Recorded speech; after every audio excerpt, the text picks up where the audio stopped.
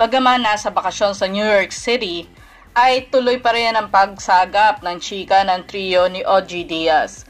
Kasabay ng paglabas ng usok sa mga bibig nila dahil sa lamig ay ang umuusok na chika tungkol sa pag-rest back ng kampo ni Raymart Santiago sa claims ni Claudine Barreto sa katatapos lang niya interview kay Luis Manzano na di umano ay 25,000 lang tinira ni Raymart sa joint bank accounts nila ni Claudine. Kinagulat ito ng Optimum Star dahil ayon sa computation niya ay isang bangko pa lang 160 million na dapat ang laman.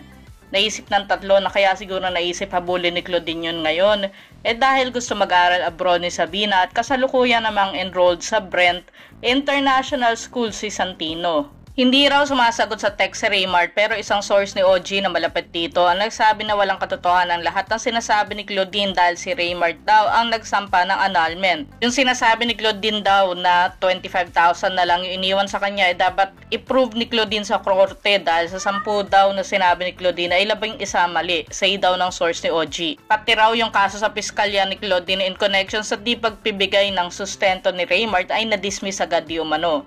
Wala naman daw final na kasong iba si Claudine at puro sa social media lang nagsusumbong.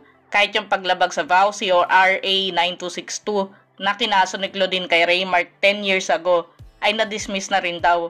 Kasi si Claudine daw, ayon sa source niya, ang hindi uma-attend ng hearing. Kapag nakikita naman daw sa special occasion na involve ang mga bata ay okay naman daw makitungo si Claudine. Tingin ni na OG Diaz kung totoo man ang rest back ni Raymart ay kaya hindi pinatulan ni Raymart publicly ang mga plintang ni Claudine dahil sa kulturang Pinoy na hindi dapat pinapatulan ng lalaki ang babae. Ito ang comments ng ibang netizens. Susing RN, Claudine is a good mom. Kita sa mga anak na love siya, hindi spoiled at masusunurin.